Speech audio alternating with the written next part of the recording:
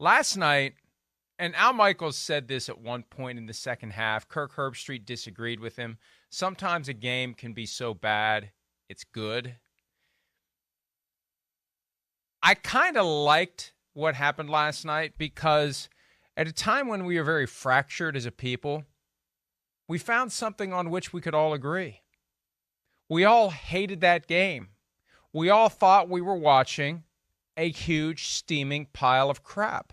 And a lot of us couldn't look away. Now, I wonder if I would have watched all of the game if I didn't have to talk about it for 2 hours today, if I didn't have to write posts about it at PFT. And I had one of those shots of adrenaline after the game where I stayed up far later than I should have, and I wrote 4 fresh stories based upon comments from Coach Nathaniel Hackett of the Denver Broncos, quarterback Russell Wilson of the Denver Broncos, Stephon Gilmore, who made that play at the end of the game and also had the key interception at the end of regulation, which set the stage for overtime because the Broncos blew their opportunity to ice the game 9-6 in regulation. There was just so much about that game that was bad that I very well may have pulled the plug at some point in the third quarter. And I got the feeling Al Michaels just wanted to leave. I really did. At least he had the willingness to share the self-awareness with the rest of us that the game was bad. And that's what happens sometimes. When you break one game out of the cluster of Sunday action and drop it into primetime, there's a chance the game that you break out of the pack is going to be the one game that nobody gave a crap about from Sunday and nobody talked about, and that would have been the one that we saw on Thursday night. Peter King is now with us, I believe. Peter, is there a word? You're very good at expanding the thesaurus, stretching the boundaries of the dictionary, giving us some education and edification as to the English language. Is there a word that captures for you the game that we saw last night? No, but there is a phrase, Mike, and I believe the phrase is steaming pile of horse crap. You almost got it right in your open. But I just, look, you talk about Al Michaels.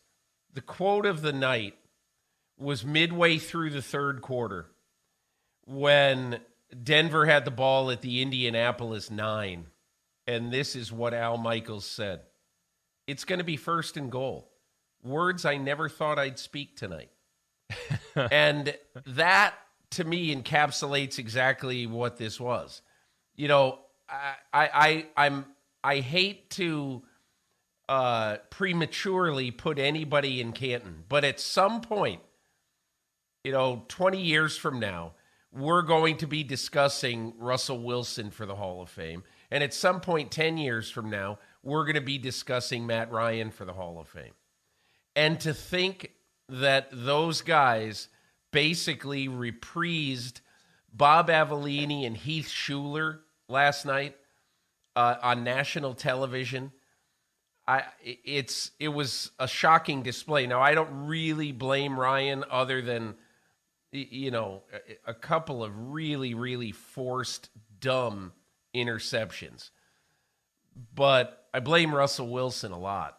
And if I'm a Denver Broncos fan, if I'm George Payton even, the general manager of the Broncos, I'm starting to have a very sick feeling in the pit of my stomach. What did we pay for with Russell Wilson? I mean, this is not Russell Wilson. At least the Russell Wilson of the first 10 years of his career. And Mike, I think what it all starts with, in the first 5 weeks of this season, except for one drive that we saw a couple of weeks ago, the only good drive the Denver Broncos have had all season, he's forgotten that a good deal of his game is with his legs. For some reason, he doesn't take off anymore. Maybe it's that his shoulder hurts and he can't bear the thought of getting drilled into the ground. I don't know what it is. But Russell Wilson has to regain the use of his legs. He just does. Without that, he is a mediocre NFL quarterback from what he has shown right now. That is the most alarming thing to me coming out of last night, that the Denver Broncos might have paid for a very, very flawed quarterback, and a quarterback who the Seattle Seahawks seemed, smugly pleased to be able to get 2 1s and 2 2s for. And it really looks like Pete Carroll and John Schneider are having the last laugh right now. And 3 players, Shelby Harris, Noah Fant, and Drew Lock on top of it. I thought last night, right after the game ended, it would have been great to have a camera with Pete Carroll's reaction watching the end of that game. Who's he rooting for in that moment, and what does he do when the pass falls incomplete thanks to Stephon Gilmore breaking up what happened on the last play of overtime? Peter, I've been thinking about this a lot because we don't see this from NFL franchise quarterbacks. We don't see a dramatic drop. Once a guy shows that he's the guy, he continues to be the guy until age or injury cause him to choose to no longer play. Right. You don't lose it. And I'm going to make some dated references here just because there's nothing from the NFL I can compare this to. I think of the story arc in Happy Days when Fonzie loses his ability to start a jukebox with a slap of a fist against it. Like, Fonzie isn't Fonzie anymore. Now he eventually got it back. And here's one you'll like, Peter. Here's a name that I thought of. One of the very limited baseball metaphors I could make. I'm thinking of Steve Blass. Steve Blass. Yeah. Remember, Steve Blass just lost it one day and can never get it back again. And I feel like Russell Wilson's just lost it, and the harder he tries to get it back, it's not coming back.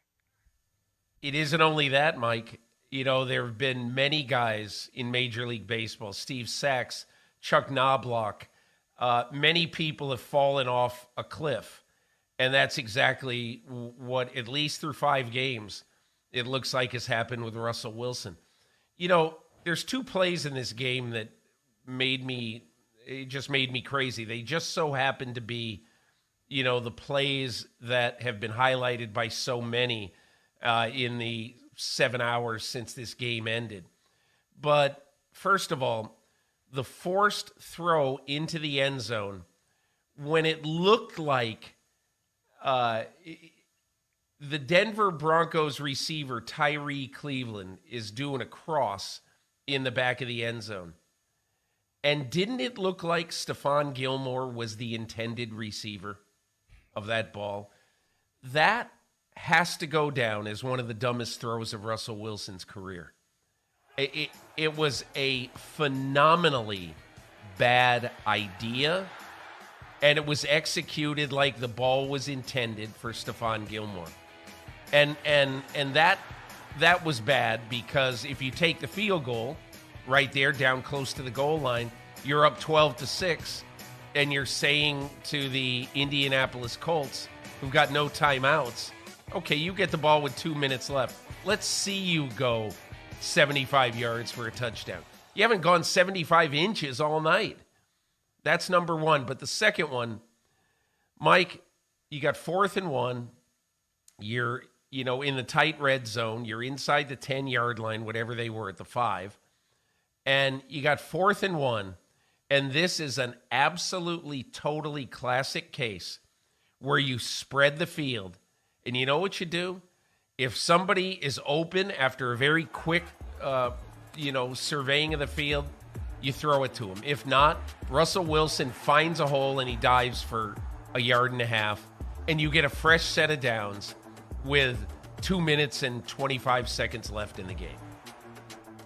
Madness to throw the ball at Stephon Gilmore's guy in the end zone. And again, I just I'm obviously mind-boggled. We all are at whoever has kidnapped Russell Wilson, but whoever it is, what have you done with this poor guy? And there are, I think, many layers and levels of the 2 moments that you identified, and those are the 2 key moments for me as well. You got 2:19 to play. The Colts have just taken their final timeout. It's 3rd and 4. You're deep in their own end. And the way Nathaniel Hackett, the head coach of the team, explained it after the game, that play was designed to get the first down. That's what he said. We wanted to get the first down. Well, obviously, Russell Wilson didn't get the memo. He threw it to the end zone, and he was looking as if that was his first read, number one, and number two, as if that guy was open. And he clearly wasn't. Stephon Gilmore was. But there was no effort, no sense that he was trying to get the ball to, I think it was designed for Jerry Jeudy. See him crossing underneath? That's what they were trying to do. And they'd converted the 4th and 2 earlier on that drive with an underneath throw right in the middle, keep the chains moving, gutsy play, and it worked.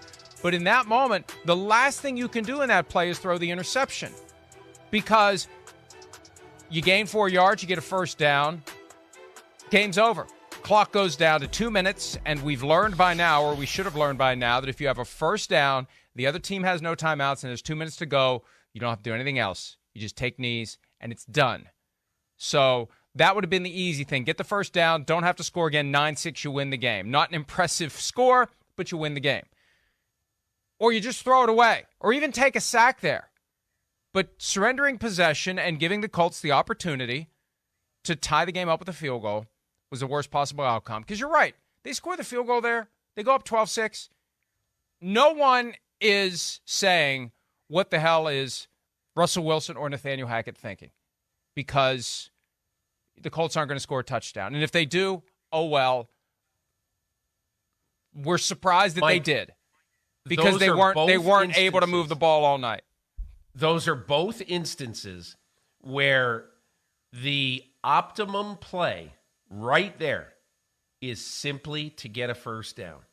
Now, and in the first case, where he throws the interception in the end zone, the alternative is you kick a field goal and hand it to Indianapolis with either 2 minutes left or, maybe 2:15, depending on whether you threw an incompletion on that, on the previous play. And the second one is you get a fresh set of downs with 2+ minutes left, and you can run anything you want. You're at, let's say, the 3-yard line, and you've got 4 plays to score a touchdown. No, it's over at that point. You take 3 knees. They have no timeouts. You get a first down there, and the game's over. You get the 2-minute warning after the play, and it's done. Or you're talking about in overtime? No, I'm talking about the 4th and 1. I'm talking about the 4th and 1. All right. In overtime. The point I'm making about the overtime play is you have the option, basically, of, spreading the field, letting Russell Wilson find a crease for 1.5 yards and gambling on that versus what would you rather do?